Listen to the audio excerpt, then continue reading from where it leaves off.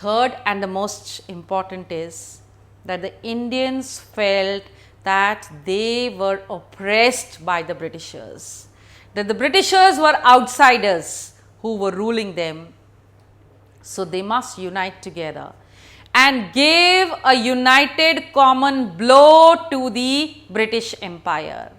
So these are the features of Indian nationalism and these are the features of European nationalism. Both of them are very, very different to each other.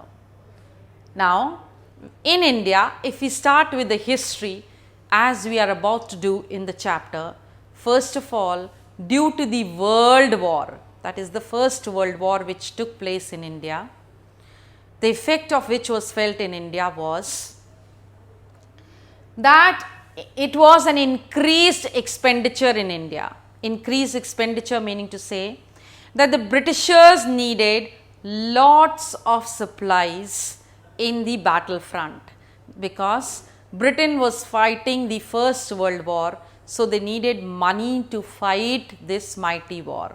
Therefore, the increased expenditure of the Britishers led to increased taxes in India. So the people were exploited economically because the Britishers were fighting a world war, not because the Indians were fighting it. Second is, naturally, when the expenditure increases, the economy gets shattered and there is a price rise. When the price rises of the common things, the common people of India started suffering. Next is, as I told you in the term, there was forced recruitment. Since the Britishers needed a lot of soldiers to fight in the World War, they forced the Indian young recruits to join the Indian army and go and fight overseas on behalf of the British regime. Next is influenza epidemic.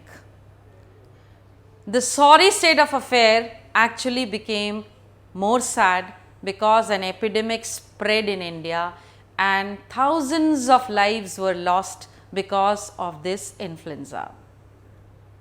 Then, when all this was going on and India seemed to be in a turmoil because we had to fight war which was not ours.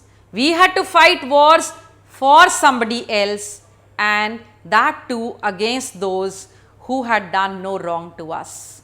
The prices had soared and also there was an increased expenditure in the country, and lastly the epidemic gave them a big blow.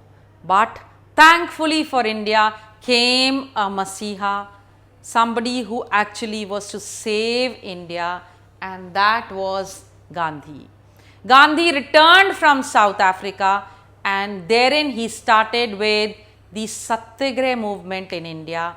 He started with a novel method and he taught Indians how to fight against an enemy whom we could not have won with arms. I talk about Gandhi in the next clipping.